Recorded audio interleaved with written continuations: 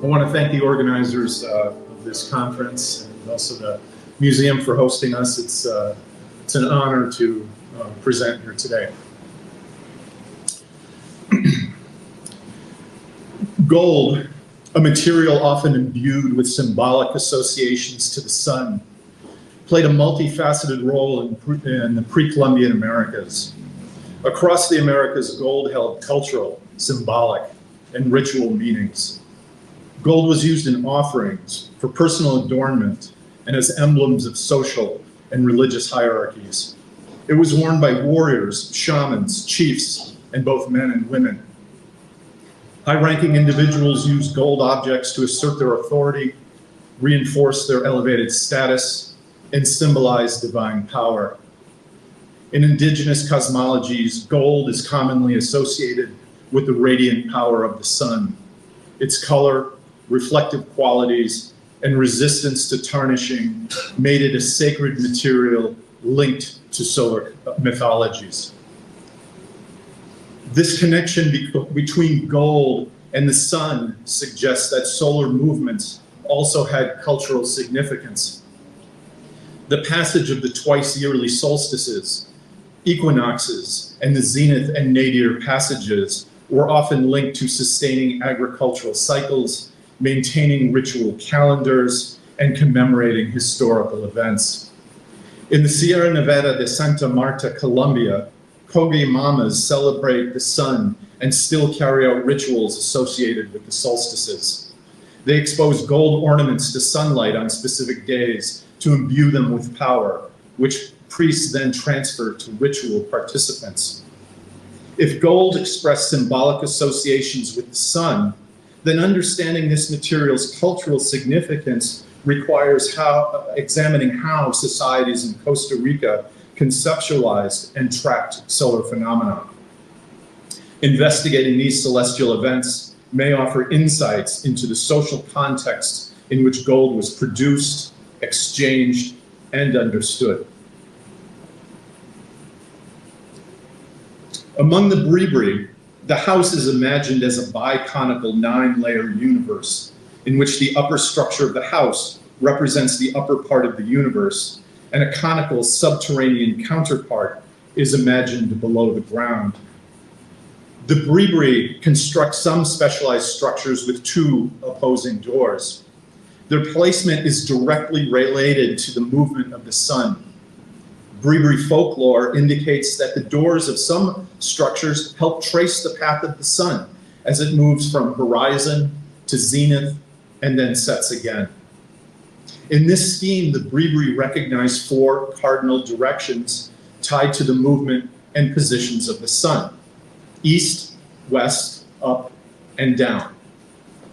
These correspond to the sun's cyclical and predictable movements through it,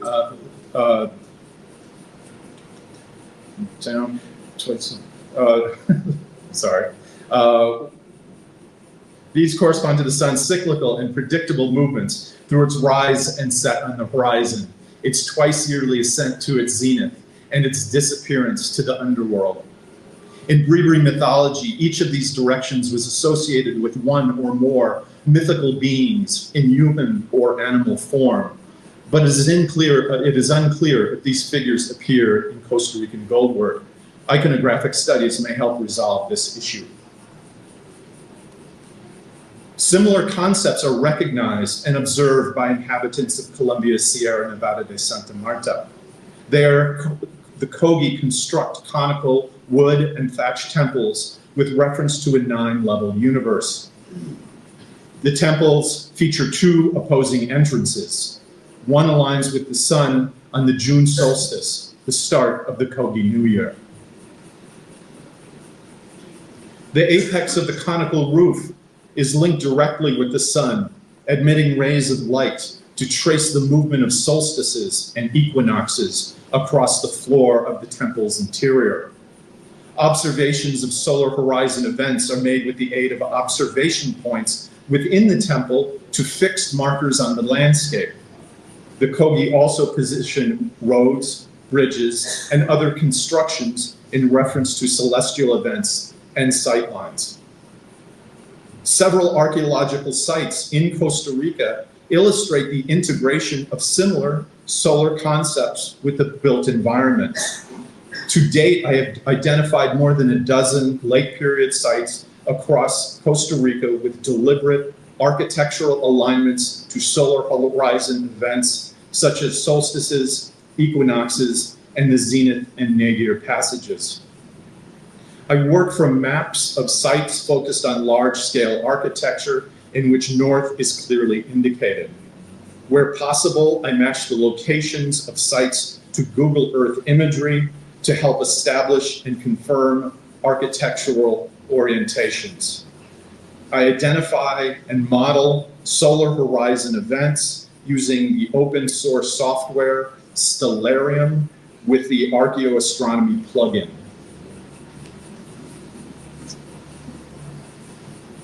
These concepts are best illustrated in the architectural construction of Mound 1 at Guayabo de Turrialba. Guayabo consists of more than 50 architectural features, including mounds, plazas, house foundations, and other constructions. The principal access to this central zone was by way of a cobblestone causeway that serves as the central axis of the site. Mound 1, a platform measuring 28 meters in diameter and nearly 3 meters tall, is located along this axis, just north of a central plaza, northwest of Central Plaza. The circular platform once served as the conical, the circular platform once served as the foundation for a conical structure made of perishable materials, which likely mirrored the conical form of the Turrialba volcano located directly behind Mound 1 when viewed from the causeway. Due to its size and central position, this mound is commonly interpreted as the residence of a paramount chief who controlled Guayabo and its surrounding communities. Mound 1 has 2 access points, both defined by stone stairways. A smaller rectangular entrance opens to the plaza aligned with its causeway. A larger trapezoidal stairway ascends from a small plaza located on the west side of the structure. Observers would have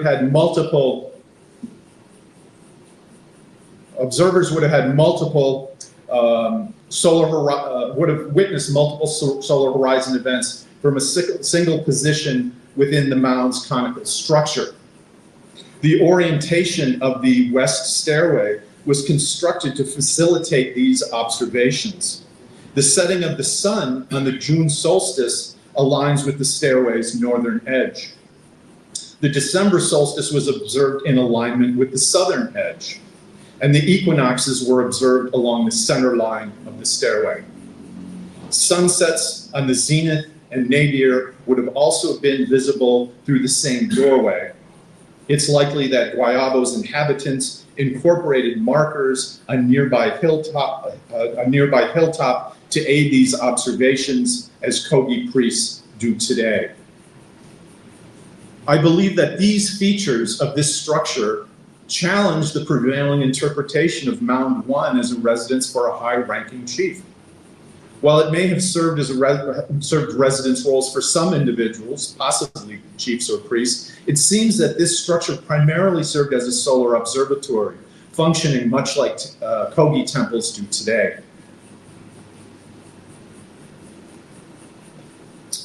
A variation on these patterns is present at Rivas in the upper General Valley.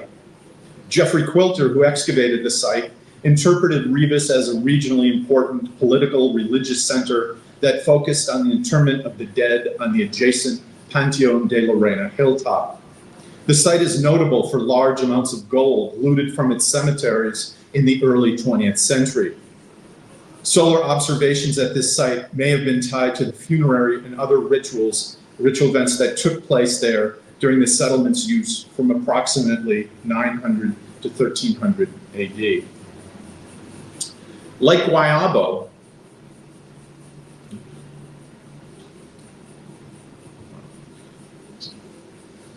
Like Guayabo, solar horizon events were observed from a primary structure located at the center of the site.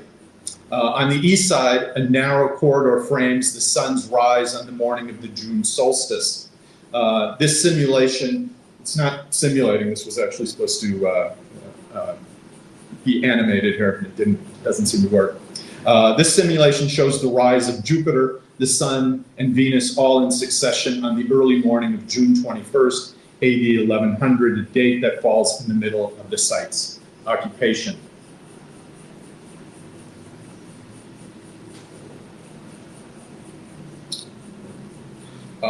That same night, observers within the structure would have witnessed the sun's golden disk set in line with the site's central axis and between two large fire pits at the summit of the stairway to the Panteón de la Reina.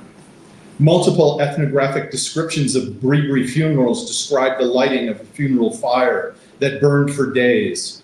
One might speculate that the sun crossing the horizon on the hill may have coincided with the lighting of these fires, creating the illusion that the sun itself had ignited them, and thus initiating funerary or other ritual activities associated with the ancestors in the hilltop cemeteries. Structure 1, the Structure 1 complex includes a feature that facilitates the observation of another solar horizon event. From a small alcove adjacent to the south edge of Structure 1, an observer would have witnessed the setting of the sun on the evening of the zenith passage, occurring twice a year, mid-April and late August. Earlier that day, the sun would have passed directly overhead, casting a column of light through a hole in the apex of Structure 1 to the center of the floor below. Several other sites in my sample have architecture oriented to observe the setting sun on the zenith, including Guayabo's Mound 1 and La Cabana. Like Rivas, both alignments fall in line with stone causeways. If the conical house represents the Bribri universe, with the apex representing the sun at its zenith, and the lowest point representing the nadir, it stands to reason that the anti-zenith or nadir passage also served as a significant solar event, as it has elsewhere in the tropical Americas.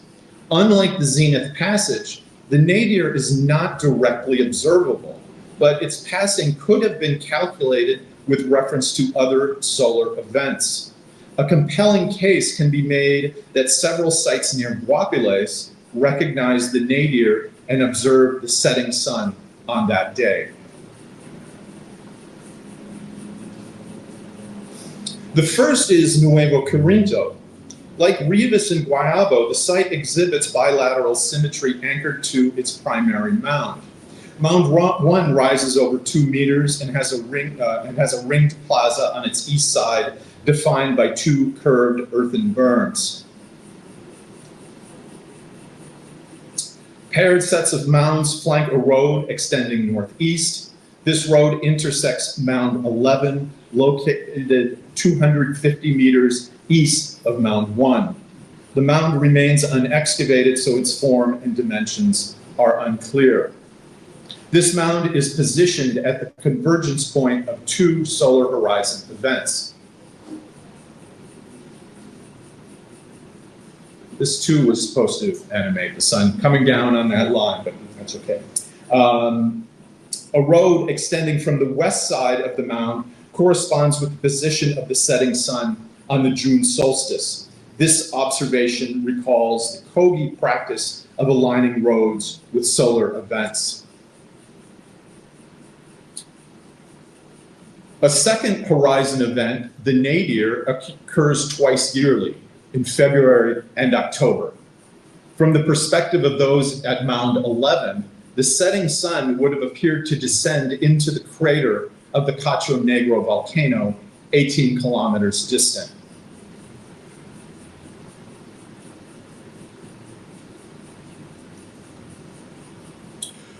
Projecting this line 17 kilometers east of Mound 11, it passes directly through a circular construction at Anita Grande.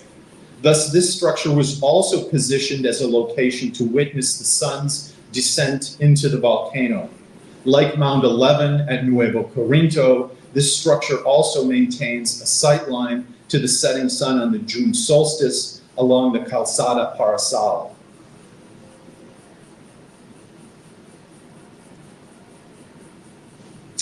To the south is La Cabaña, located along the south banks of the Rio Guaquimo. Like at Rivas, the causeway is oriented to view the setting sun on the day of the zenith. The site's location, more than 5 kilometers to the south of Anita Grande, means that its inhabitants would not have been positioned to witness the sun's descent into Cacho Negro as their neighbors did. Instead, the La Cabaña architecture is cited to take advantage of a similar horizon event on the nadir, the setting sun behind Volcan Barva, the next volcano south in the chain. Two other sites, Brises and Finca Numancia, are positioned close to this line of sight and likely would have shared the same view on the nadir, but I currently lack field maps with sufficient details to confirm these alignments.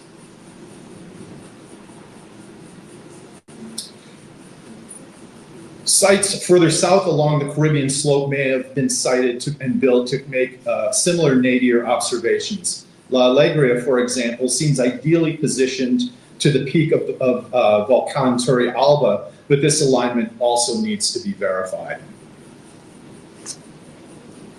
These patterns illustrate that the position along a sightline with a volcano on the nadir may have been a primary consideration for settlement location in the Caribbean slope region. Volcanoes rise high into the sky and originate deep within the earth. The volcano thus served as a metaphorical conduit, facilitating the sun's twice annual journey to Surikosca, the Eden of the underworld, and the destination of souls after death. Nadir associations between the sun and volcanoes are not unique to Costa Rica. Architecture at Izapa in Mexico, for example, was positioned to make similar observations with the Tacana volcano. In sum, this research refines our understanding of the sun's central role in pre-Columbian traditions, highlighting how astronomical phenomena may have shaped artistic and spatial expressions of power and belief. Gold and solar cosmologies were deeply intertwined in the pre-Columbian Americas. Gold objects symbolized the sun's power, while solar alignments between architecture and the landscape reinforced celestial influences on cultural practices. By integrating archaeological data, ethnographic accounts, and solar alignment modeling, this study reveals that pre-Columbian peoples across Costa Rica integrated solar phenomena into their ideologies, marking time, sustaining rituals, and expressing cosmological beliefs in tangible and enduring ways. Thank you.